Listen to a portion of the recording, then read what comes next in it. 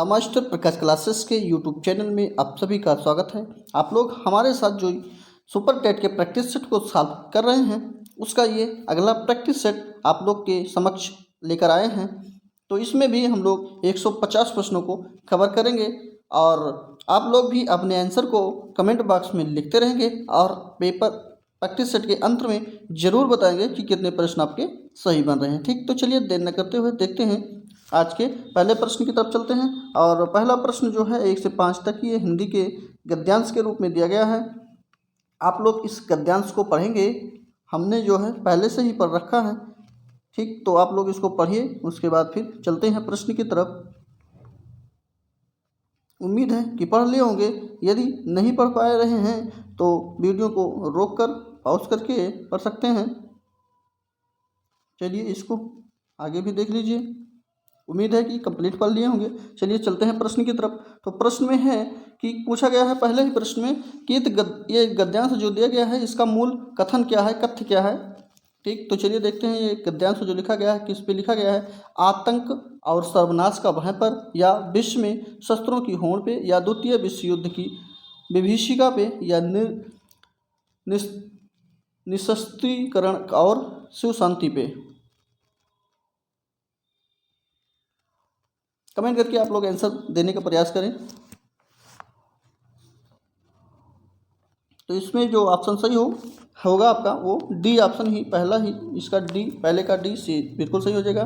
ठीक, तो यहाँ पे इसका जो है ये कथन का तात्पर्य है, ऑप्शन नंबर डी इसका बिल्कुल राइट आंसर होगा। बढ़ेंगे अगले प्रश्न की तरफ। और इस प्रश्न में है बड़े बड़े देश आधुनिक विनाशकारी शस्त्र क्यों बना रहे हैं। अच्छा प्रश्न है। चलिए ऑप्शन को देख लेते हैं सारा, जिससे कि प्रॉब्लम ना हो आंसर देने में। तो चलिए आपको आंसर भी दिख रहा होगा।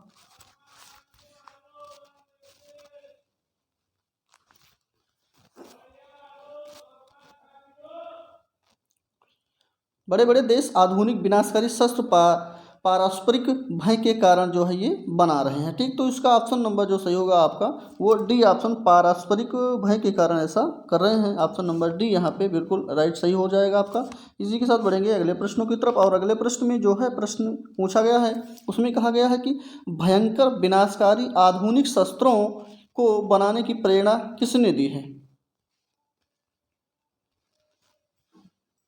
अमेरिका की विजय ने, या जापान पर गिराए गए अणुबम ने, या फिर बड़े देशों की प्रतिस्पर्धा ने।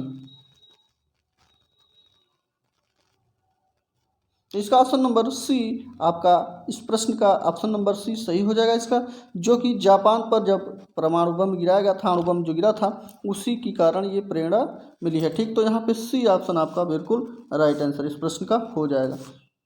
चलते हैं अगले प्रश्न की तरफ। और इस प्रश्न में भी जो है आधुनिक युद्ध भयंकर व विनाशकारी होते हैं, क्यों ऐसा होते हैं, इस प्रश्न में इसका जिक्र किया गया है।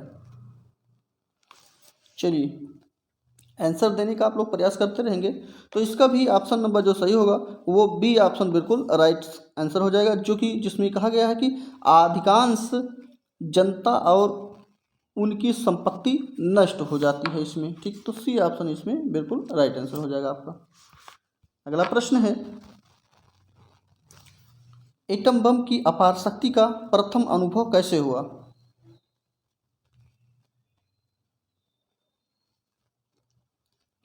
तो इसमें जो एटम बम की शक्ति का अनुभव हुआ है वो होता है जापान में, जब अणुबम जो गिराया गया था उसमें हुई भयंकर विनाश लीला से इसका जो है अनुभव हुआ है सबसे पहले। ऑप्शन नंबर यहाँ पहला ही सही होगा इसका।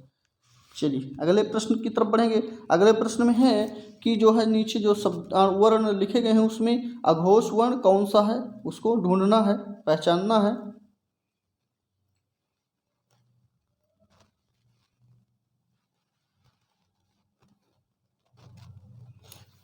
तो इसमें ऑप्शन नंबर जो आपका सही होगा छठे का वो डी ऑप्शन जो सा लिखा गया है ये अघोष शब्द हो जाएंगे, छोटा सा। ठीक, तो डी ऑप्शन यहाँ पे बिल्कुल राइट आंसर हो जाएगा इसका। और अगर अघोष वर्ण की बात करते हैं तो इसमें हर वर्ग का पहला और दूसरा व्यंजन जो भी होता है वो अघोष वर्ग में आता है, ये भी ध्यान रखिएगा। जो स्पर्शी व्यंजन होते हैं उसमें सभी पहला और दूसरा व्यंजन जो भी होते हैं वो किस में आते हैं, अघोष में। ठीक, चलिए इसका पहला डी ऑप्शन जो है सा बिल्कुल राइट आंसर होगा। बढ़ेंगे अगली तरफ। तो इसमें प्रश्न में है अर्कश का विलोम शब्द कौन सा है।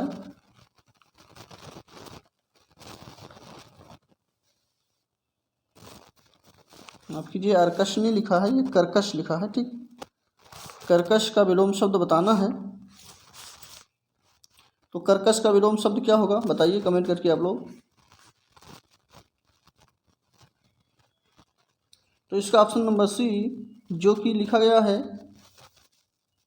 कर्कश, उसका विलोम शब्द मधुर हो जाएगा। ठीक, ऑप्शन नंबर सी मधुर बिल्कुल राइट आंसर आपका होगा। इसी के साथ बढ़ेंगे अगले प्रश्न। अगला प्रश्न है राम वृक्ष बेनीपुरी की रचना माटी की मूर्तें किस महासाहित्य विधा से संबंधित है।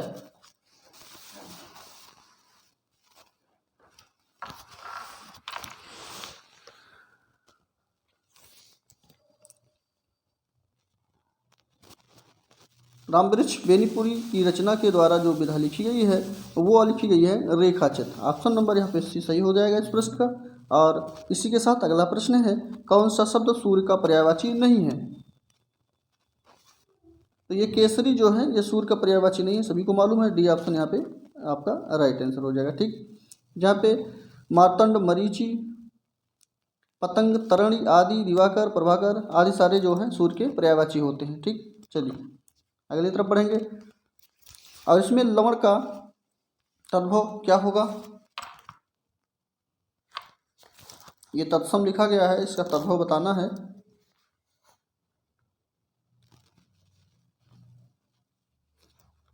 तो इसका नोन हो जाएगा, पहला ही ऑप्शन नोन बिल्कुल राइट आंसर। ठीक, चलिए अगला प्रश्न लेते हैं। अगले प्रश्न में है अधिमानता में प्रयुक्त समास उपसर्ग क्या है, उपसर्ग बताना है।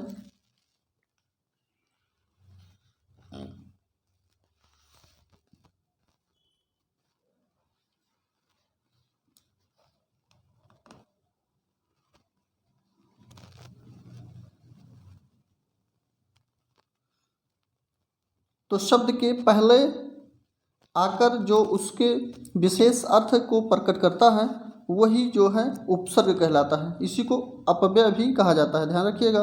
तो चलिए इसमें देखते हैं ऑप्शन नंबर इसका जो अधिमानता में लिखा उपसर्ग है वो अधि उपसर्ग हो जाएगा। सी ऑप्शन यहाँ पे बिल्कुल राइट आंसर होगा। अगला प्रश्न है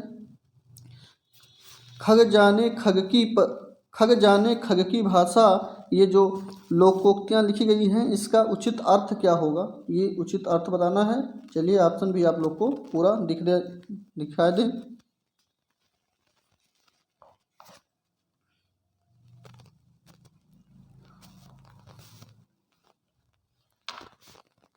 तो इसका जो तात्पर्य होगा, इसका अर्थ जो होगा वो समान प्रवृत्ति वाले लोग एक दूसरे को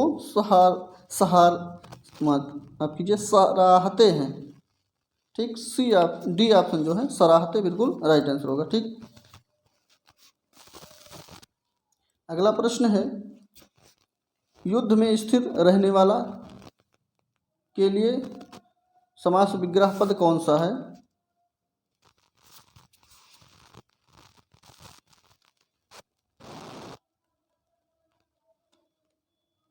बी ऑप्शन यहाँ पे आलुक तत्पुरुष यहाँ पे सही हो जाएगा आपका, जो कि युद्ध में स्थिर रहने वाले के लिए एक समास का विग्रह पद है। ठीक, तो जहाँ पे बी ऑप्शन आलोक तत्पुरुष समास बिल्कुल राइट आंसर होगा आपका। बढ़ेंगे अगले प्रश्न की तरफ। अगले प्रश्न में है जिस छंद में 4 चरण और प्रत्येक चरण में 16 मात्राएं होती हैं वो कौन सा छंद कहलाता है।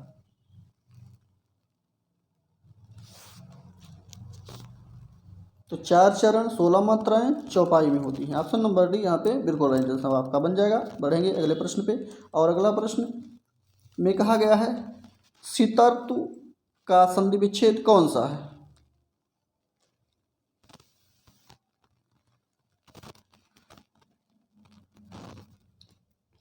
तो इसका संधि विच्छेद जब करेंगे तो शीत प्लस ऋतु बन जाएगा, जिसमें आ और रि अर जुड़ के बन रहा है। तो यहाँ पे गुण संधि आपका बिल्कुल राइट आंसर होगा।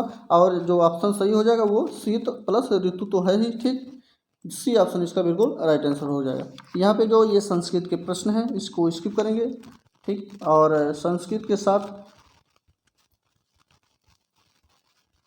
जो आपका मैथ का भी है उसको भी स्किप किया जाएगा, क्योंकि मैथ जो है हमारे सर के द्वारा पढ़ाया जा रहा है। और इस जो स्किप हो रहा प्रश्न उसको आप लोग अगर हल करना चाहते हैं तो हमारे Telegram channel the master Prakash classes को जो है फॉलो कर लीजिए, वहाँ से सारा PDF इस प्रैक्टिस सेट का आपको मिल जाएगा, वहाँ से सॉल्व कर सकते हैं, ठीक। तो चलिए चलते हैं इंग्लिश की तरफ। और इसमें ये 26 नंबर से 30 नंबर तक जो प्रश्न लिखे गए हैं इसमें पैराग्राफ्स यानी पैसेजेस के जो है प्रश्न लिखे गए हैं। इसको आप लोग इस पैसेज को पढ़िए। उम्मीद है पढ़ लिए होंगे। बढ़ेंगे आगे तो इसको भी पढ़ लिए होंगे, और नहीं पढ़ पा रहे हैं तो वीडियो को रोक करके पढ़ सकते हैं, ठीक। तो चलिए हो गया है, इसको भी पढ़ लेंगे। चलते हैं 26 की तरफ। तो इसमें जो प्रश्न में पूछा गया है उसका आंसर आप लोग को देना है।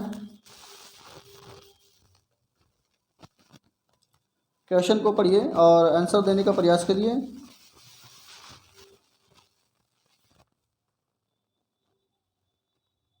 तो यहाँ पे सी ऑप्शन आपका बिल्कुल राइट आंसर हो जाएगा। इस प्रश्न का सी ऑप्शन यहाँ पे सही होगा। और 27 प्रश्न की तरफ बढ़ेंगे, 27 नंबर की तरफ।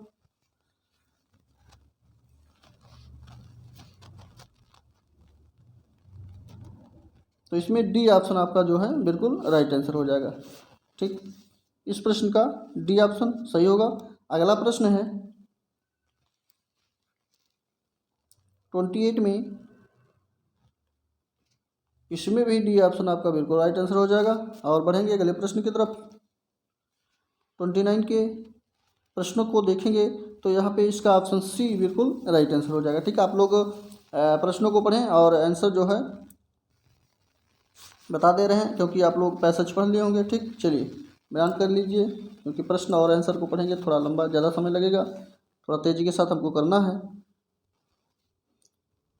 तो 30 नंबर का ऑप्शन नंबर पहला ही सही बन जाएगा। इसी के साथ लेंगे अगला प्रश्न।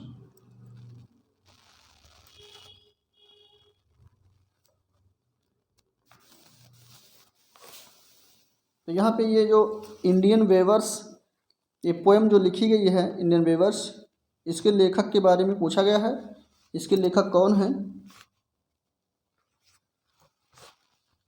तो इसके लेखक जो हैं सरोजनी नायडू हैं, ठीक। पहला ही ऑप्शन आपका बिल्कुल राइट आंसर होगा, सरोजनी नायडू। चलिए अगले प्रश्न की तरफ बढ़ेंगे। 32 और 33 नंबर में यहाँ पे आपको जो है इस प्रश्न का उत्तर देना है। चलिए 32 नंबर का ऑप्शन कौन सा सही होगा, कमेंट करके आप लोग बताइए। तो यहाँ पे बी ऑप्शन बिल्कुल राइट आंसर हो जाएगा 32 नंबर प्रश्न का। अगला प्रश्न है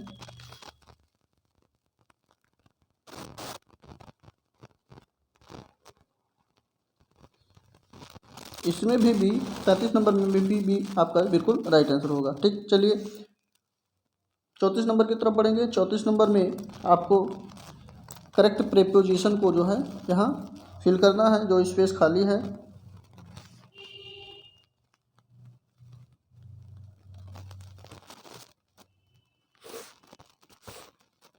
तो इसका जो प्रीपोजिशन इस खाली जगह पे भरा जाएगा वहाँ पे आपका टू भरा जाएगा, ठीक। तो सी ऑप्शन यहाँ पे टू बिल्कुल राइट आंसर हो जाएगा। सी ऑप्शन सही होने के साथ बढ़ेंगे 35 नंबर की तरफ। 35 नंबर में भी यहाँ पे ये जो पोएम का नाम है इसका क्या मतलब है या मीनिंग क्या होगा ये बताना है इस प्रश्न में। पहला ही ऑप्शन यहाँ पे बिल्कुल राइट आंसर हो जाएगा, ठीक। चलिए 35 नंबर को करने के बाद 36 पे चलेंगे।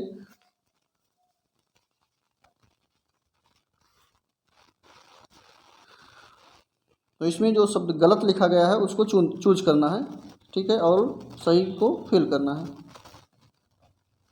तो यहाँ पे बी जो है इफेक्ट, ये आपका यहाँ पे गलत था, ठीक। ऑप्शन नंबर बी बिल्कुल राइट आंसर होगा। इसी के साथ बढ़ेंगे अगले प्रश्न पे 37 पे। तो इसमें ऑप्शन नंबर आपका डी सही हो जाएगा।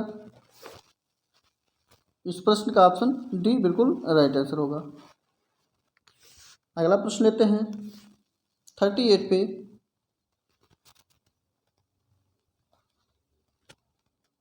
तो इसमें जो ऑप्शन सही होगा वो डी ऑप्शन आपका यहाँ पे, माफ कीजिए 38 का पहला ही सही होगा। ठीक, लेट मी पुट माई सिंग हेयर। ठीक, इसी के साथ अगला प्रश्न लेंगे।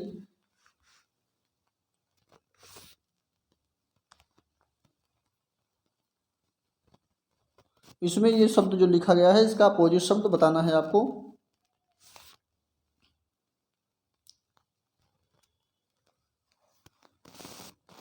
थर्टी नाइन का जो अपोजिट शब्द है वो अपोजिट हो जाएगा बी ऑप्शन, स्ट्रेंथ। ठीक, चलिए बी ऑप्शन सही होने के साथ अगला प्रश्न 40।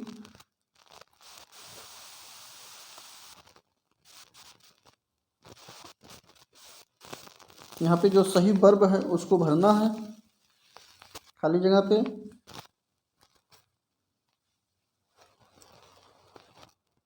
तो पहला ही ऑप्शन यहाँ पे आपका हैज़ बिल्कुल राइट आंसर हो जाएगा, जो कि ऑप्शन ये सेंटेंस बन जाएगा आइदर मुन्नी और चुन्नी हैज़ लॉस्ट हर पेन। ठीक, ऑप्शन पहला बिल्कुल राइट आंसर होगा। और इस इंग्लिश के पोर्शन को करने के बाद विज्ञान का पोर्शन चालू हो गया है। तो इसमें जो है पहला ही प्रश्न जो पूछा गया है उसमें पूछा गया है कि विद्युत परिपथ में फ्यूज संयोजित, संयोजित का तात्पर्य है जो जुड़े हैं वो किस प्रकार से जुड़े होते हैं।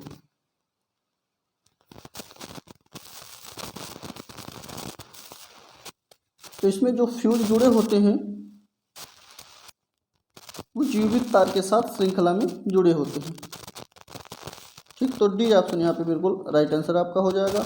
और ये श्रृंखलाबद्ध होते हैं, ये भी ध्यान रखिएगा किस प्रकार से श्रृंखलाबद्ध, श्रृंखला के श्रेणी में जुड़े होते हैं। ठीक, चलिए अगले प्रश्न की तरफ बढ़ेंगे। अगला प्रश्न है कौन सी तरंग निर्वात से नहीं गुजर सकती।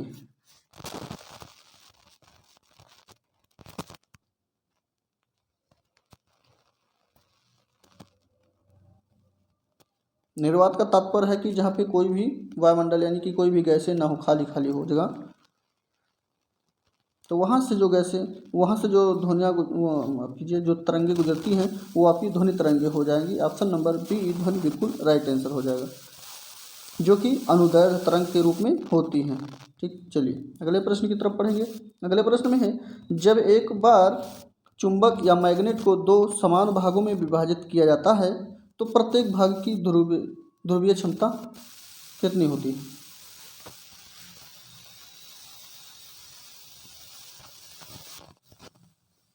तो डी ऑप्शन यहाँ पे पूर्वोक्त वैसे ही बनी रहती हैं। ठीक, उसमें कोई भाग नहीं होते हैं। ऑप्शन नंबर डी वैसे की वैसी वो रहती है। चलिए डी ऑप्शन सही होने के साथ अगले प्रश्न की तरफ बढ़ेंगे। अगले प्रश्न में है लेड स्टोरेज जो बैटरी होती है उनमें जो है किसका प्रयोग किया जाता है।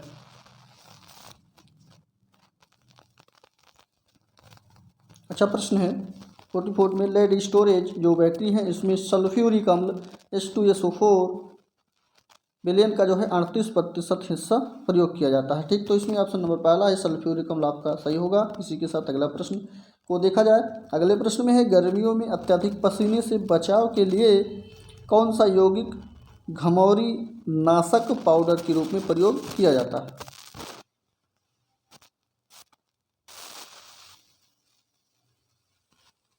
चारों ऑप्शन देखिए, थोड़ा छोटा कर दें, चलिए दिख रहा होगा।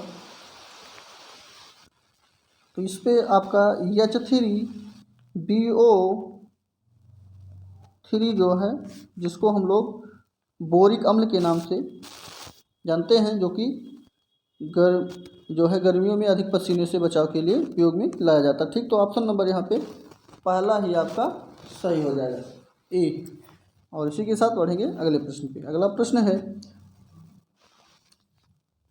पदार्थ जिसका उपयोग खाद्य पदार्थों के परिरक्षण में किया जाता है वो कौन सा है।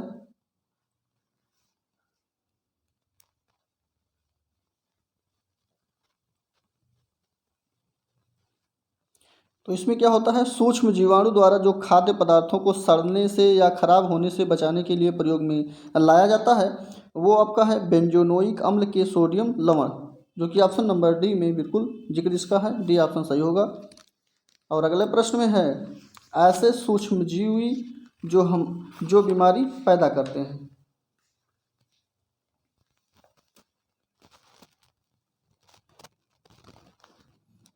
तो उनको रोगाणु कहा जाता है। सी ऑप्शन रोगाणु आपका राइट आंसर होगा। अगले प्रश्न की तरफ बढ़ेंगे और अगले प्रश्न में जो है आपका संक्रमण रोग जो होते हैं SARS का पूरा नाम क्या है, ये बताना है।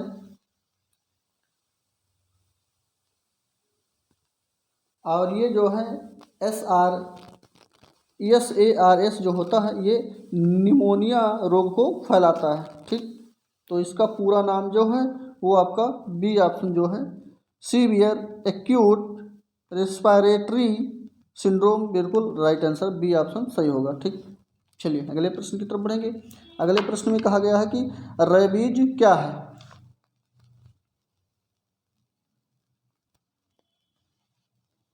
तो सभी लोग को मालूम है कि ये एक विषाणु जनित रोग है जो कि कैसे फैलता है, जैसे कुत्ते हो गए, बंदर हो गए, इनके काटने से ये रोग फैलता है, ठीक। और ये जो है हमारी मानव की तंत्रिका तंत्र को भी प्रभावित करती है। तो यहाँ पे ऑप्शन नंबर बी विषाणु जनित रोग बिल्कुल राइट आंसर हो जाएगा।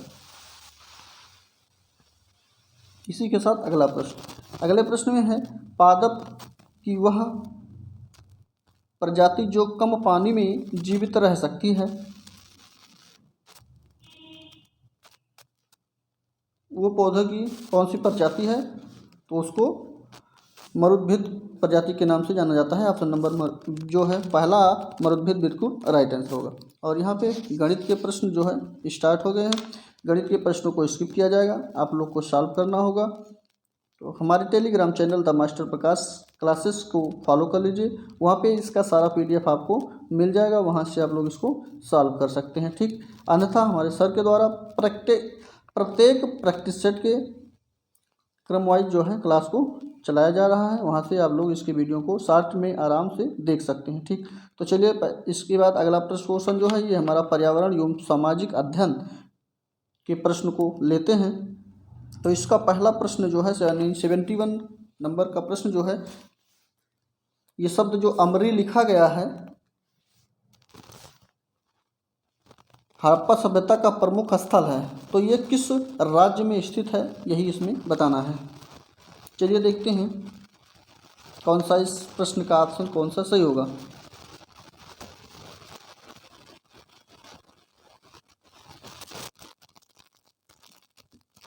तो ये पाकिस्तान के सिंध प्रांत में स्थित है अमरी नामक स्थान, ठीक। तो ऑप्शन नंबर यहाँ पे पहला है सिंध, बिल्कुल राइट आंसर हो जाएगा आपका। और इसी के साथ अगले प्रश्न की तरफ जब चलते हैं तो अगले प्रश्न में पूछा गया है कि शिवाजी सबसे अधिक किससे प्रभावित थे।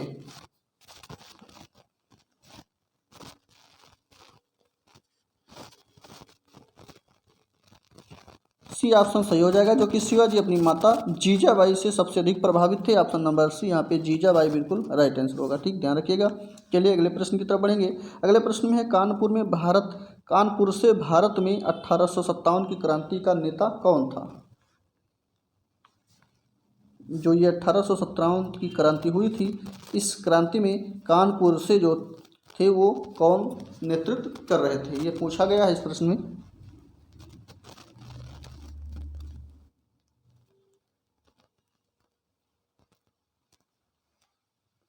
तो आप लोग को मालूम होगा कि जो पेशवा बाजीराव द्वितीय थे, उनके दत्तक पुत्र जो थे वे नाना साहब जिनका नाम था, उनके द्वारा वहाँ से नेतृत्व किया गया था, ठीक। तो ऑप्शन नंबर यहाँ पे पहला नाना साहब सही हो जाएगा। अगले प्रश्न की तरफ बढ़ेंगे और अगले प्रश्न में है भारत का पूर्वी समुद्री तट किस नाम से जाना जाता है।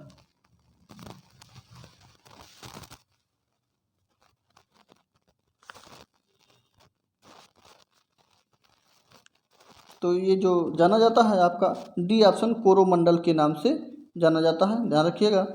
ये डी ऑप्शन यहाँ पे आपका बिल्कुल राइट आंसर हो जाएगा, ठीक। चलिए अगला प्रश्न है किसकी खेती प्रतिरोपित बुवाई के द्वारा होती है। प्रतिरोपित का तात्पर्य है कि पहले उसके बेहन को यानी कि जो है जो लगाया जाता है खेतों में, रोपाई की जाती है, उसको तैयार किया जाता है, उसके बाद खेतों में जो है मशीनों के माध्यम से या लोगों के माध्यम से उसको रोपा जाता है, लगाया जाता है। ठीक, तो वो जो है फसल है या खेती है वो आपकी धान की खेती हो जाएगी। बी ऑप्शन यहाँ पे बिल्कुल राइट आंसर होगा, सभी लोग को मालूम भी है। चलिए बी ऑप्शन सही होने के साथ बढ़ेंगे अगले प्रश्न की तरफ। अगले प्रश्न में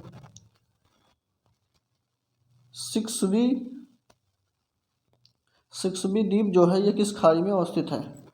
ऑप्शन चारों दिख रहा होगा।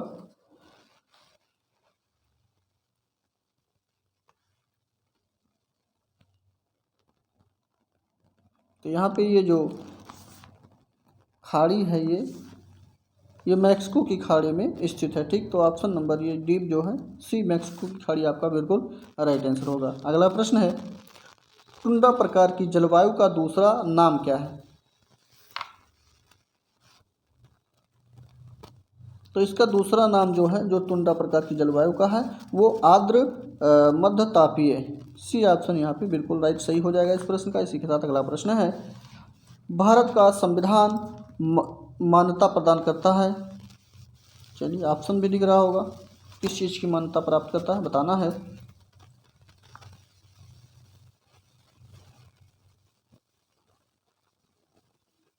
तो ये संविधान जो है धर्म एवं भाषाई अल्पसंख्यकों को जो अनुच्छेद 30 में जिक्र किया गया है ये उसी की मान्यता प्राप्त करता है, जो कि ऑप्शन नंबर सी में यहाँ जिक्र किया गया है, धार्मिक एवं भाषाई अल्पसंख्यकों को। ठीक, अनुच्छेद नंबर 30 में इसका जिक्र किया गया है। चलिए अगला प्रश्न की तरफ बढ़ेंगे और अगले प्रश्न में है नवंबर-दिसंबर 2009 में भारत के किस राज्य में विधानसभा चुनाव संपन्न हुआ?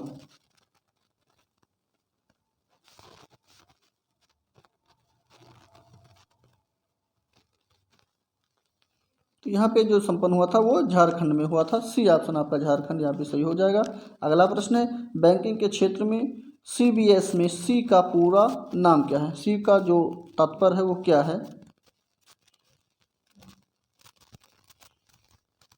तो CBS का पूरा नाम अगर बात करते हैं तो यहाँ पे कोर बैंकिंग सॉल्यूशन इसका पूरा नाम है। ठीक, तो यहाँ पे इसका जो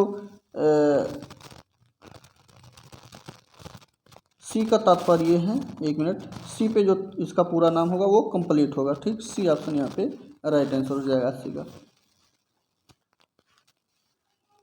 चलिए अगले प्रश्न की तरफ पढ़ेंगे जो कि शिक्षण कौशल से लिया गया है और इसमें कहा गया है कि कौन सा कथन सत्य है।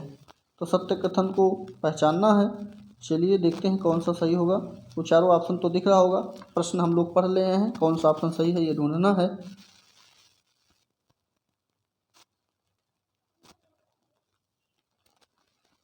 तो यहाँ पे बी ऑप्शन जो है बिल्कुल राइट आंसर हो जाएगा, जो कि रचनात्मक आकलन समय समय पर शिक्षार्थियों के विकास का सार प्रस्तुत करता है। ऑप्शन नंबर बी बिल्कुल राइट आंसर इसका। अगला प्रश्न है मूल शिक्षा प्रदान करने का सर्वोत्तम तरीका क्या है?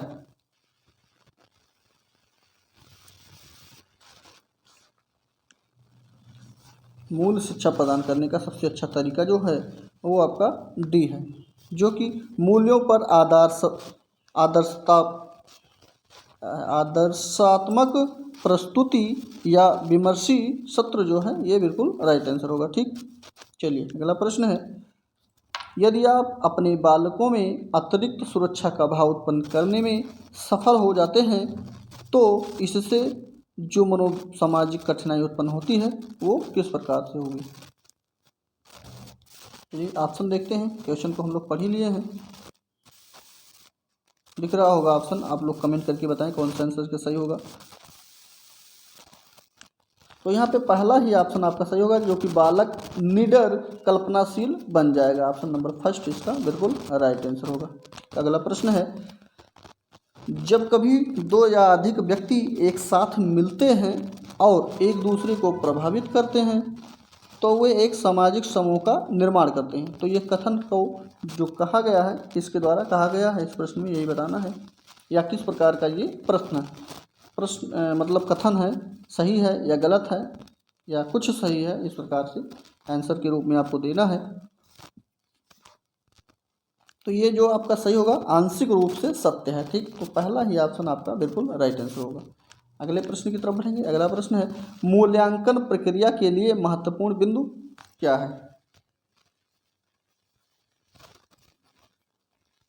तो मूल्यांकन जो होता है वो उसका उद्देश्य, अधिगम अनुभव या मूल्यांकन के उपकरण जो होते हैं उनके, इसका जो है मुख्य महत्वपूर्ण होता है। ऑप्शन नंबर यहाँ पे पहला बिल्कुल राइट आंसर होगा। ठीक, चलिए अगले प्रश्न की तरफ बढ़ेंगे। अगला प्रश्न में कहा गया है कि एक शिक्षक के लिए सबसे महत्वपूर्ण क्या है।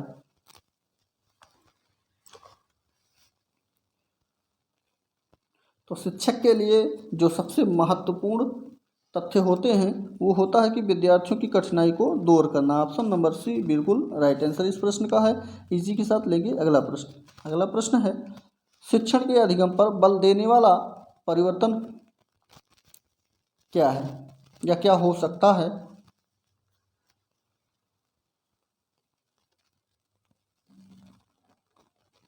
महत्वपूर्ण प्रश्न है ये जो है बाल केंद्रित शिक्षा पद्धति अपनाकर जो है ऐसा परिवर्तन हो सकता है। ठीक, तो ऑप्शन नंबर बी आपका बिल्कुल राइट आंसर हो जाएगा, जो कि बाल केंद्रित शिक्षा पद्धति यहाँ पे बिल्कुल राइट आंसर है। अगला प्रश्न है छात्रों के लेख को प्रभावी बनाने के लिए आप क्या करेंगे। यहाँ पे अधिगम की बात नहीं, लेख की बात किया गया है, ध्यान दीजिएगा।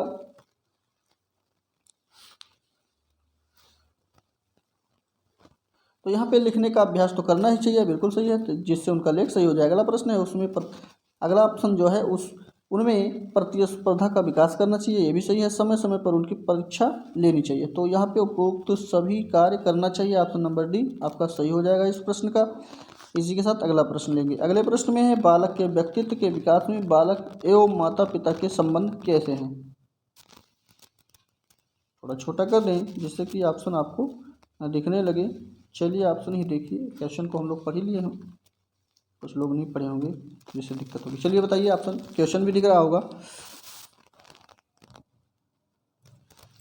तो यहाँ पे इस प्रश्न का जो आंसर सही होगा वो सही होगा कि बालक की समस्त क्रियाओं आवश्यकताओं आदि के प्रति अत्यधिक ध्यान देना चाहिए। ठीक, तो सी ऑप्शन आपका इस प्रश्न का बिल्कुल राइट आंसर है। अगला प्रश्न लेते हैं। अगले प्रश्न में कहा गया है कि यदि एक शिक्षिका अपने विद्यार्थियों की विभिन्न अधिगम शैलियों को संतुष्ट करने के लिए वैविध्यपूर्ण कार्यों का उपयोग करती है। ठीक, ये करती यहाँ पे कर लीजिएगा, रखती लिखा गया लेकिन करती है, तो वह किससे प्रभावित है। ठीक, चलिए इस प्रश्न का ऑप्शन देते हैं, जो कि ऑप्शन नंबर सी बिल्कुल सही होगा, जो कि गार्डनर के बहुबुद्धि सिद्धांत पे ये आधारित होगा, इसी को ये प्रभावित करेगा। ऑप्शन नंबर सी बिल्कुल इस प्रश्न का राइट आंसर हो जाएगा आपका। इसी के साथ अगले प्रश्न की तरफ बढ़ेंगे। तो यहाँ पे बाल मनोविज्ञान के प्रश्नों को अब हम लोग देखेंगे। ठीक, तो इसमें भी 10 प्रश्न हम लोग करेंगे, जो कि पहला प्रश्न है एक शिक्षक को विद्यार्थियों की तत्परता स्तर को बढ़ाना है, तो ऐसे में क्या करने का ये मतलब इसको करने का सबसे अच्छा तरीका कौन सा होगा, ये बताना है। ऑप्शन दिखाएं। चलिए ऑप्शन दिख रहा है, तो इसका पहला ही ऑप्शन आपका बिल्कुल राइट आंसर होगा, जो कि विशेष प्रकरण से संबंधित सृजनात्मक क्रियाकलापों को कक्षा में संगठित करवाकर ऐसा किया जा सकता है। ऑप्शन नंबर पहला बिल्कुल राइट आंसर होगा। अगला प्रश्न है एक विद्यार्थी गुणन के सवालों को, या कितनी त्रुटि है यहाँ पे, गुणन के सवालों को हल करना सीखता है। वह अपने जोड़ के पूर्व का ज्ञान प्रयोग करता है, यानी कि जो पहले से उसको ज्ञान है उसी का उपयोग करता है। ठीक, तो इस प्रकार के अधिगम अंतरण को क्या कहा जाता है। धनात्मक अंतरण, क्षैतिज अंतरण, ऊर्ध्व अंतरण या द्विपार्श्विक अंतरण के रूप में कहा जाता है। तो यहाँ पे इसको ऊर्ध्व अंतरण के रूप में कहा जाता है। ऑप्शन नंबर सी आपका बिल्कुल राइट आंसर होगा। यदि कोई बालक गुणन कुछ भी कार्य करता है तो पहले के अनुभव को अगर वो उपयोग में लेता है तो वहाँ पे ऊर्ध्व अंतरण होता है। ठीक, यह ध्यान रखिएगा। चलिए अगला प्रश्न लेते हैं। अगले प्रश्न में है कोहल वर्ग के अनुसार सही और गलत के प्रश्न के बारे में निर्णय लेने में शामिल चिंतन प्रक्रिया को क्या कहा जाता है।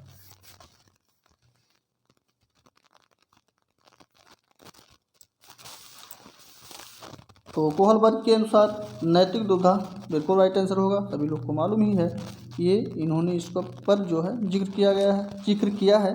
बी ऑप्शन नैतिक दुविधा बिल्कुल राइट आंसर होगा। अगला प्रश्न है, प्रत्येक अधिगमकर्ता अद्वितीय होता है, इसका तात्पर्य क्या है? ऑप्शन दिख रहा होगा, उम्मीद है हमें। 94 का ऑप्शन कौन सा सही है, कमेंट करके आप लोग बताएं।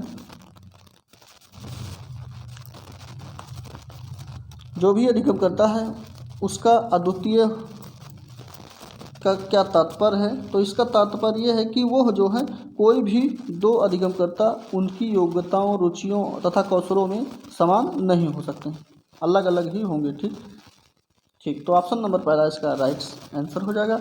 अगले प्रश्न की तरफ बढ़ेंगे तो अगले प्रश्न में है, एक अच्छा विद्यालय निम्नलिखित में से किससे बचता है? सामाजिक जिम्मेदारी से, लैंगिक समानता से, या लैंगिक पक्षपात से, या लैंगिक संवेदनशीलता से? अच्छा प्रश्न है। तो एक अच्छे विद्यालय को जो बचना चाहिए वो आपका होता है कि लैंगिक पक्षपात जो होता है इससे बचना चाहिए, जैसे कि सी ऑप्शन में दिया गया है। इसका तात्पर्य यह है कि जैसे कि बालक और बालिकाएं जो विद्यालय में पढ़ते हैं तो उसमें लैंगिक पक्षपात नहीं होना चाहिए कि लड़के अच्छे हैं लड़कियां सही नहीं हैं। ठीक, इस टाइप के जो होते हैं उन्हीं को लैंगिक पक्षपात के रूप में जाना जाता है। ठीक, चलिए अगला प्रश्न है, और होना क्या चाहिए? लैंगिक समानता होनी चाहिए। ठीक, लेकिन बचना इससे चाहिए। चलिए अगला प्रश्न है, पियाजे के संज्ञानात्मक विकास के सिद्धांत की मूर्त संक्रियात्मक अवस्था निम्न योग्यता द्वारा लक्षित नहीं होती है। तो कौन सी अवस्था है जो लक्षित नहीं होती? चारों ऑप्शन आपकी स्क्रीन पे दिख रहा होगा, यहाँ पे नहीं ध्यान देना है।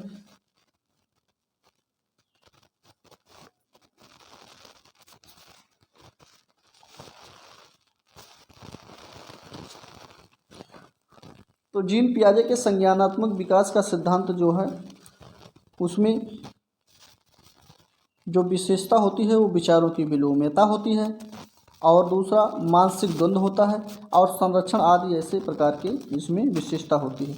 लेकिन आपका जो आंसर है यहाँ पे डी ऑप्शन जो लिखा गया है इसमें कहा गया है कि क्रमबद्धता व पूर्ण अंश प्रत्ययों का प्रयोग, तो इसका जो है लक्षण वहाँ पे नहीं बताया गया है। ऑप्शन नंबर डी बिल्कुल राइट आंसर होगा, जो कि ये तीनों हैं। ठीक, चलिए डी ऑप्शन सही होने के साथ अगला प्रश्न लेंगे।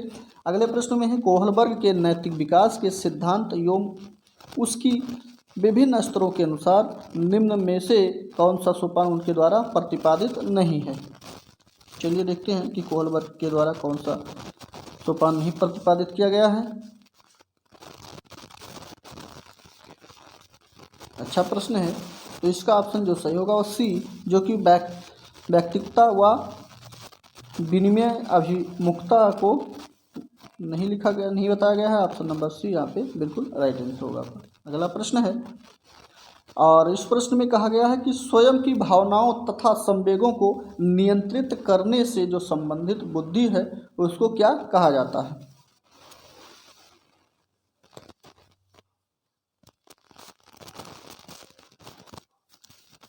तो ये जो है आपकी अंतर वैयक्तिक बुद्धि जो होती है, अंतः वैयक्तिक बुद्धि, यही उसको कहा जाता है। ऑप्शन नंबर बी बिल्कुल राइट आंसर इस प्रश्न का होगा। इसी के साथ लेंगे अगले प्रश्न को, और अगले प्रश्न में है, वे सभी क्रियाकलाप जो शिक्षक व शिक्षार्थी द्वारा स्वयं को आकलित करने के लिए किए जाते हैं जो एक प्रतिपुष्टि के रूप में शिक्षण व अधिगम क्रियाकलापों को सुधारने हेतु सूचना प्रदान करते हैं, तो उसे क्या कहा जाता है? चलिए ऑप्शन देखते हैं। दिख रहा होगा ऑप्शन आप लोग को। तो उसको जो कहा जाता है आकलन कहा जाता है। सभी जगह आकलन ही हो रहा है ना, तो आकलन ही होगा। चलिए अगला प्रश्न है 100, प्रश्न नंबर 100 जो है,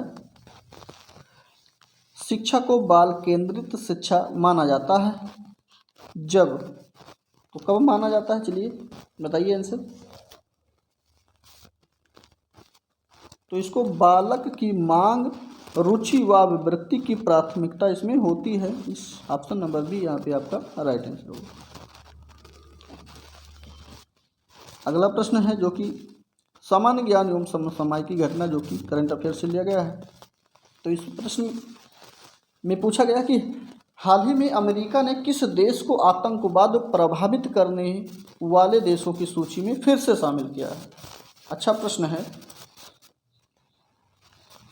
तो उस देश का नाम है क्यूबा। ऑप्शन नंबर बी बिल्कुल राइट आंसर होगा आपका। अगला प्रश्न लेते हैं। अगले प्रश्न में कहा गया है कि 2 मार्च 2021 को प्रधानमंत्री नरेंद्र मोदी ने मैरीटाइम इंडिया समिट का उद्घाटन किया। तो इसमें कौन से देश सहयोगी देश रहे भारत का? तो ये डेनमार्क जो है ये भारत का सहयोगी देश इसमें रहा। ऑप्शन नंबर बी डेनमार्क बिल्कुल राइट आंसर इस प्रश्न का है। इसी के साथ लेंगे अगले प्रश्न को, और अगले प्रश्न में है मार्च 2021 में भारत तथा बांग्लादेश के बीच मैत्री सेतु पुल का उद्घाटन किया गया है। इसका उद्घाटन मैत्री सेतु पुल का उद्घाटन, ध्यान दीजिएगा, याद रखिएगा। तो यह पुल किस नदी पर जो है बनाया गया है ये बताना है।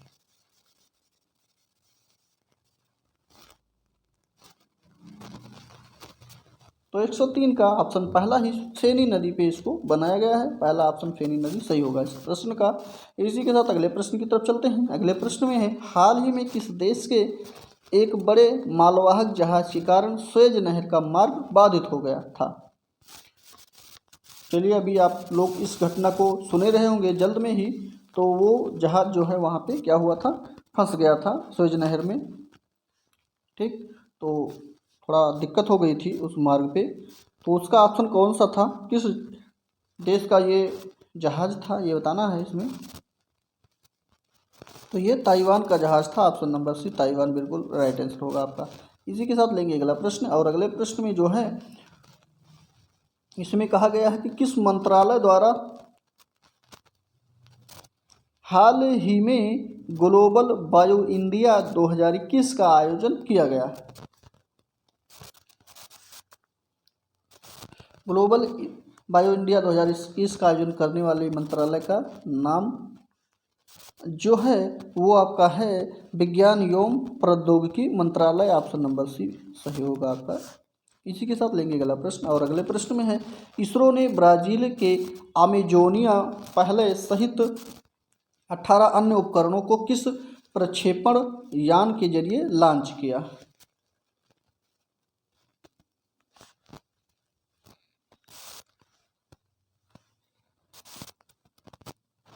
अभी ये भी चर्चा में रहा, सभी लोग जानते भी हैं। ठीक, ये अपने देशों के साथ साथ अन्य 18 उपग्रहों को भी लेकर गया था। तो इसमें ऑप्शन नंबर जो सही होगा 106 का वो DPSLV C-51 के द्वारा इसको लॉन्च किया गया था। डी ऑप्शन आपका बिल्कुल राइट आंसर होगा इसका। अगला प्रश्न है इंडियन सुपर लीग 2020-21 की विजेता टीम कौन बनी? तो ये बनी है मुंबई सिटी ठीक FC। ऑप्शन नंबर पहला है इस प्रश्न का राइट आंसर होगा। अगला प्रश्न है ऑल इंग्लैंड बैडमिंटन चैंपियनशिप का खिताब किस पुरुष खिलाड़ी ने जीता है? 108वें का ऑप्शन नंबर सी बिल्कुल राइट आंसर हो जाएगा, लीजी जिया के द्वारा ये जीता गया है। अगला प्रश्न लेते हैं T20 इंटरनेशनल में भारत के लिए सबसे ज़्यादा विकेट लेने वाले गेंदबाज कौन बन गए हैं?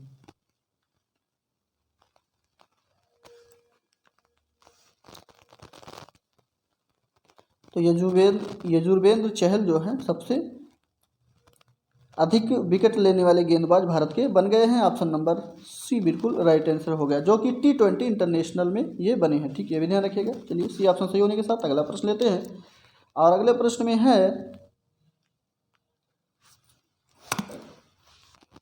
तो इस प्रश्न का ऑप्शन कौन सा सही होगा, जो कि लिखा गया है हाल ही में भारतीय रिजर्व बैंक ने किस बैंक पर 2 करोड़ का मैट्रिक जुर्माना लगाया है? 110 नंबर प्रश्न का ऑप्शन कौन सा सही होगा, कमेंट करके आप लोग बताएं। तो जो 2 करोड़ का मौद्रिक जुर्माना लगाया गया है RBI के द्वारा वो HDFC बैंक के ऊपर लगाया गया है। डी ऑप्शन आपका HDFC बैंक बिल्कुल राइट आंसर होगा इस प्रश्न का। और इसी के साथ अगला प्रश्न लेते हैं। अगले प्रश्न में है तीरथ सिंह रावत के इस्तीफे के बाद उत्तराखंड के मुख्यमंत्री का पद किसे सौंपा गया है? यानी कि इनके इस्तीफा देने के बाद उत्तराखंड के जो मुख्यमंत्री बने हैं वो कौन बने हैं?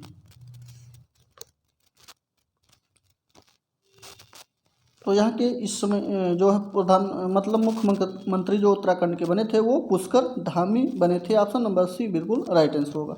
इसी के साथ अगला प्रश्न है, महाराष्ट्र सरकार ने किस प्रसिद्ध गायिका को वर्ष 2020 का महाराष्ट्र भूषण प्रदान करने की घोषणा की है? ये पुरस्कार है महाराष्ट्र भूषण, जो महाराष्ट्र का एक अपना ही पुरस्कार है। तो इसका ऑप्शन जो सही हो जाएगा आपका सी ऑप्शन, आशा भोसले को देने के लिए ये नामित किया गया, घोषणा किया गया है। Option number C Asha Bhosle बिल्कुल राइट आंसर होगा आपका प्रश्न। अगला प्रश्न है जिसमें पूछा गया है, देश का पहला पूरी तरह से विद्युतीकृत रेलवे जोन कौन बन गया है? तो 113 का ऑप्शन नंबर बी बिल्कुल राइट आंसर होगा, जो कि पूर्ण विद्युतीकृत रेलवे जोन बना है पश्चिमी मध्य रेलवे। ऑप्शन नंबर बी बिल्कुल राइट आंसर होगा इस प्रश्न का। और इसी प्रश्न के साथ अगला प्रश्न लेते हैं। अगले प्रश्न में जिक्र किया गया है जो कि जम्मू कश्मीर में दुनिया का सबसे ऊंचा रेलवे आर्च ब्रिज का निर्माण किस नदी पर किया गया है?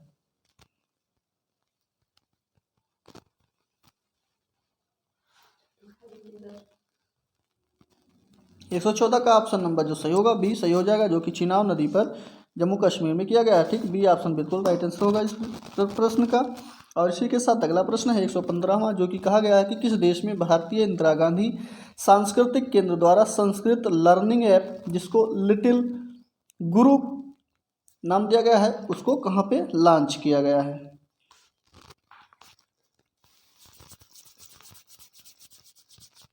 तो ये बांग्लादेश में लॉन्च किया गया है लिटिल गुरु को। ऑप्शन नंबर बी बांग्लादेश इस प्रश्न का सही ऑप्शन होगा। और अगला प्रश्न लेते हैं। अगले प्रश्न में है, चीन पर निर्भरता को कम करने के लिए भारत ने किस देश के साथ SCRI पहल शुरू की है?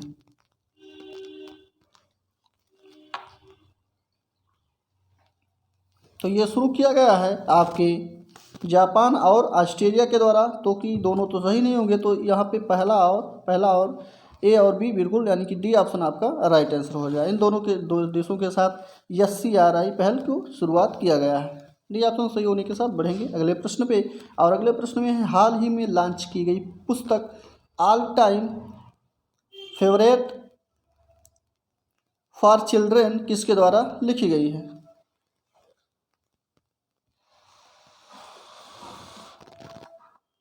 तो ये पुस्तक जो लिखी गई है वो रस्किन बॉन्ड के द्वारा लिखी गई है। Option number B Ruskin Bond इस प्रश्न का ऑप्शन भी सही होगा। अगला प्रश्न है, किस केंद्र शासित प्रदेश में PASA एक्ट यानी पासा एक्ट विवाद में हाल ही में विवाद का विषय बना रहा? 118वें का सी ऑप्शन, जो कि लक्षद्वीप केंद्र शासित प्रदेश में ये विवाद का विषय बना रहा। ऑप्शन नंबर सी लक्षद्वीप सही होगा इस प्रश्न का, ऑप्शन सी। अगला प्रश्न लेते हैं। अगले प्रश्न में है, बजट में घोषित प्रधानमंत्री आत्मनिर्भर स्वास्थ्य भारत योजना के तहत कितनी राशि को आवंटित किया गया है?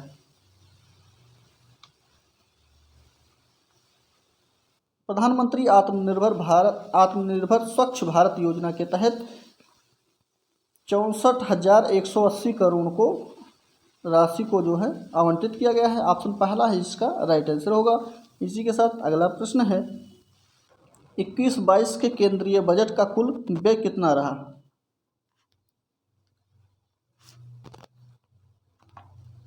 ये सारे इंपॉर्टेंट प्रश्न हैं, ध्यान रखिएगा। तो इसका टोटल बजट जो था, जो कि केंद्रीय बजट का कुल व्यय है, वो आपका पहला ही ऑप्शन सही हो जाएगा। ठीक, और लीजिएगा कितना लिखा है। बढ़ेंगे अगले प्रश्न की तरफ।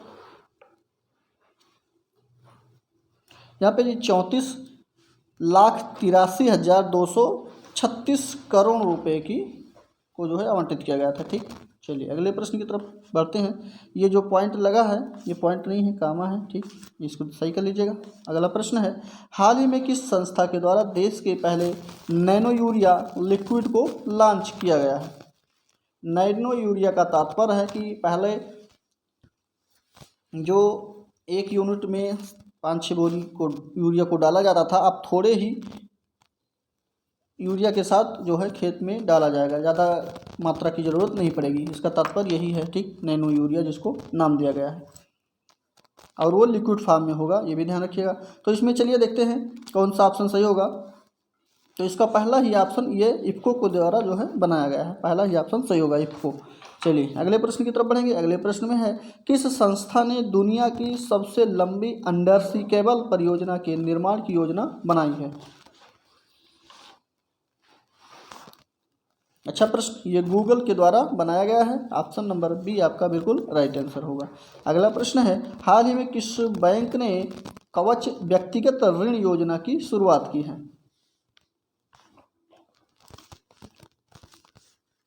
कवच व्यक्तिगत ऋण योजना जो शुरुआत किया गया है, ये शुरुआत जो है SBI state bank of India के द्वारा शुरू किया गया है। ऑप्शन नंबर सी बिल्कुल राइट आंसर प्रश्न होगा इसका। अगला प्रश्न है, भारतीय चिकित्सा अनुसंधान परिषद ICMR के द्वारा घर पर कोविड-19 की जांच के लिए किस रैपिड एंटीजन टेस्ट किट को जो है मंजूरी दी गई है?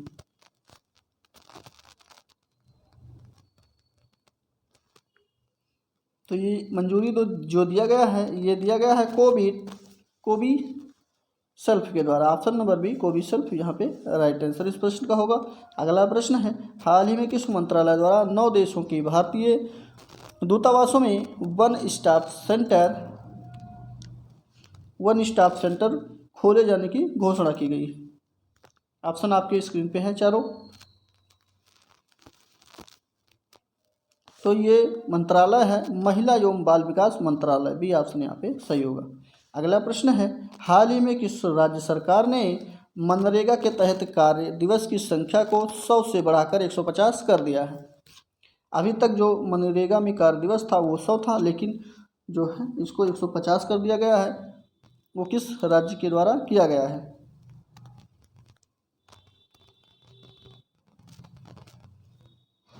तो ये उत्तराखंड सरकार के द्वारा किया गया है। ऑप्शन नंबर डी उत्तराखंड यहाँ पे आपका इस प्रश्न का राइट आंसर होगा। और अगला प्रश्न है, नई दिल्ली में विश्व पुस्तक मेले के 29वें संस्करण का आयोजन किस थीम के द्वारा किया गया?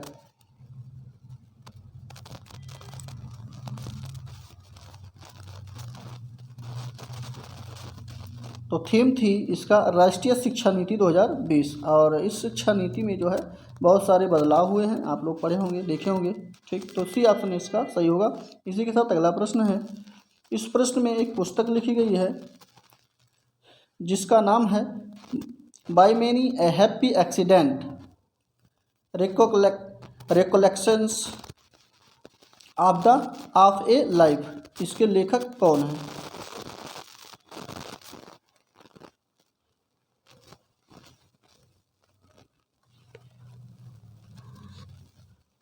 By many A happy accident recollections of A life. तो इस पुस्तक के लेखक जो हैं, उन लेखक का नाम है मोहम्मद हामिद अंसारी। ऑप्शन नंबर पहला ही बिल्कुल राइट आंसर होगा। अगला प्रश्न है, जनवरी 2021 में देश का पहला फायर पार्क किस राज्य में शुरू किया गया?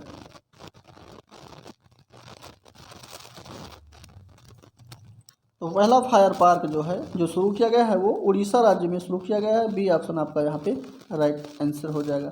टायर पार्क की बात करेगा तो कमेंट करके आप लोग बताएंगे ऑप्शन क्या होगा जहाँ पे देश का पहला टायर पार्क खोला गया। ठीक, चलिए अगला प्रश्न है, कमेंट करके आंसर जरूर बताएंगे। तो इसका 30वें का प्रश्न जो है, इसमें जनवरी 2021 के किस देश ने पेरिस जलवायु समझौते में पुनः शामिल होने के लिए निर्णय लिया है?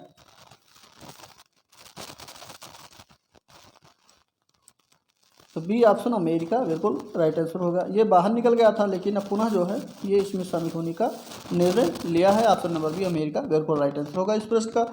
और उसके बाद रीजनिंग के प्रश्न को देखेंगे। रीजनिंग के 5 प्रश्नों को जो हम लोग देखते हैं, इसको केवल ऑप्शन बताएंगे, आप लोग इसको सॉल्व करिएगा। ठीक, चलिए यहाँ पे कथन है और ये अवधारणाएँ हैं। अवधारणाएँ दोनों दिख रहे होंगे। ठीक, कथन पढ़िए और अवधारणाएँ को पढ़िए, उसके बाद ऑप्शन देने का प्रयास करिए। चलिए ऑप्शन को देखते हैं। तो इसका ऑप्शन नंबर पहला ही सही हो जाएगा, जो कि केवल धारणा पहला ही अंतर नहीं था। ठीक, पहला ऑप्शन सही होने के साथ अगला प्रश्न लेते हैं। अगले प्रश्न में है, और यहाँ पे जो है जैसे कि केसर मसाला, फिर सेब जो है किससे संबंध रखता है ये बताना है। जैसे केसर एक मसाला है तो सेब क्या है, फल है, सब्जी है, तना है, जड़ है, ये बताना है। तो इसमें भी सही हो जाएगा, फल है। ठीक, चलिए अगला प्रश्न लेते हैं। अगले प्रश्न में है लार का मतलब है कि लार ग्रंथियाँ। इसी प्रकार पित्र का मतलब क्या होना चाहिए, तो यहाँ पे जिगरा होना चाहिए। जिगरा ऑप्शन नंबर बी बिल्कुल राइट आंसर होगा। ठीक, जिगर। अगला प्रश्न है स्पेस जहाँ पे खाली है सेल्सियस है। किस ताप का मतलब सेल्सियस है, जिस प्रकार से द्रव का मतलब ग्राम है। तो तापमान सेल्सियस में नापा जाता है। ठीक, तो यहाँ पे 34 का ऑप्शन डी, तापमान से जो नापा जाता है वो सेल्सियस में, और ये द्रव्यमान जो होता है वो ग्राम में नापा जाता है। ठीक, नाप की बात किया गया, डी ऑप्शन सही होगा इसका। अगला प्रश्न है, और इस प्रश्न में ये कोट जो है अल्फ़ाबेटिक कूटनीति शब्द दिया गया है, इसमें आप लोग लगाइएगा। इसका ऑप्शन हम जो है बता दे रहे हैं, इसका ऑप्शन नंबर सी जो है बिल्कुल राइट आंसर होगा। ठीक है,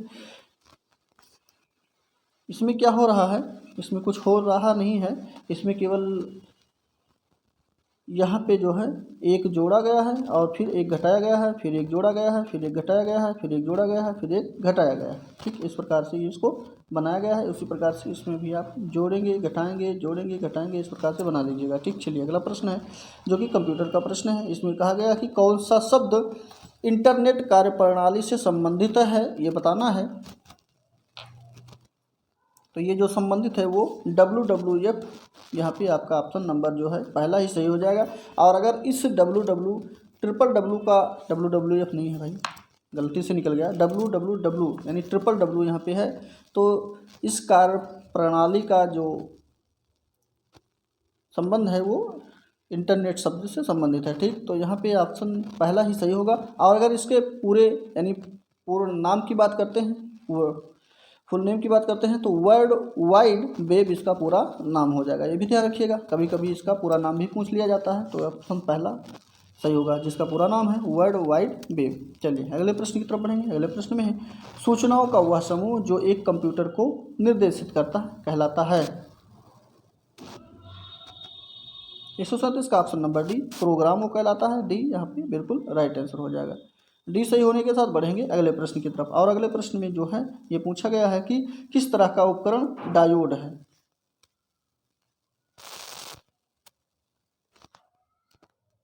तो ये आरेखीय है, ऑप्शन नंबर सी आरेखीय बिल्कुल राइट आंसर होगा। ठीक, इसी के साथ बढ़ेंगे अगले प्रश्न की तरफ। अगला प्रश्न है सामान्य ताप पर सिलिकॉन डायोड का रोबिका विभव क्या होता है।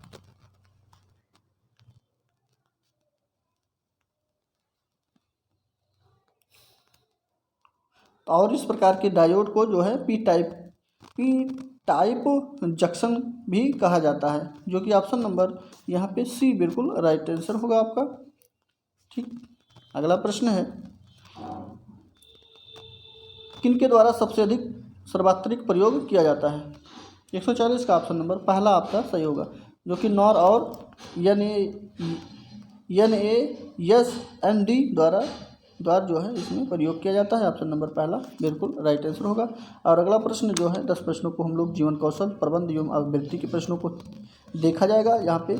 लेकिन इसका पहला प्रश्न जो दिया गया है वो लिखा गया है भारतीय समाज में नैतिकता के ह्रास का प्रमुख कारण क्या है।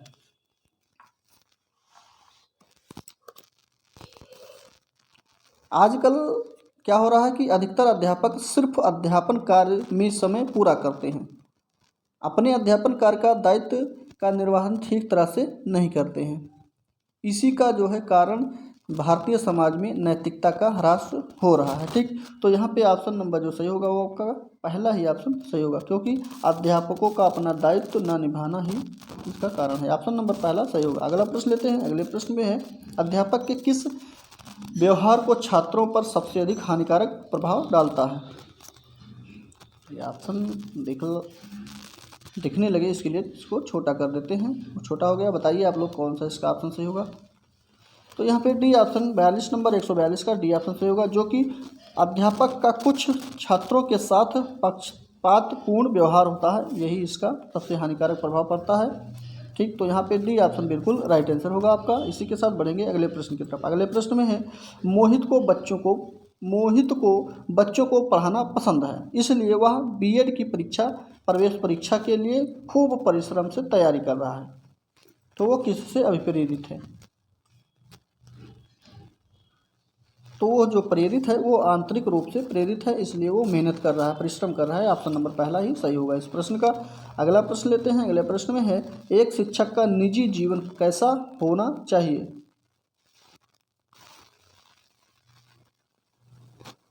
तो पद की गरिमा के अनुरूप होना चाहिए उसका निजी जीवन। ऑप्शन नंबर पहला बिल्कुल राइट आंसर है। इसी के साथ अगला प्रश्न लेते हैं। अगले प्रश्न में है, स्कूल के बाद अपने खाली समय में अध्यापक को क्या करना चाहिए? चलिए, आंसर चारों दिख रहा होगा। तो क्या करना चाहिए उसको करना चाहिए कि वह स्वतः अध्ययन की आदत का विकास करके निरंतर अपने ज्ञान को बढ़ाते रहें। ठीक, इसका जो है वो उपयोग करें। ऑप्शन नंबर इसका जो सही होगा वो बी ऑप्शन बिल्कुल राइट आंसर हो जाएगा, जो कि स्वतः अध्ययन के द्वारा अपना विकास करना चाहिए। ऑप्शन नंबर 20 राइट आंसर होगा। अगले प्रश्न की तरफ बढ़ेंगे। अगले प्रश्न में शिक्षण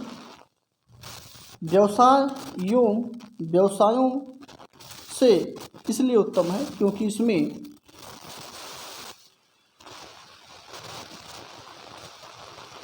क्या होता है कि उत्पाद जीते जागते रूप में अध्यापक की आत्मा की संतुष्टि का माध्यम बनते हैं, जो कि ऑप्शन नंबर पहला बी इसका बिल्कुल राइट आंसर होगा। अगला प्रश्न है, अध्यापक को निम्नलिखित में से किसे महत्व देना चाहिए?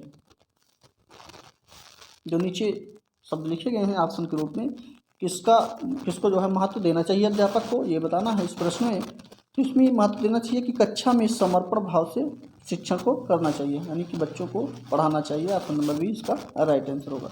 अगला प्रश्न है, अभिप्रेरणा के सिद्धांतों के अनुसार शिक्षक अधिगम में वृद्धि कर सकता है। किस प्रकार से वृद्धि कर सकता है, ये इसका आंसर कौन सा सही होगा?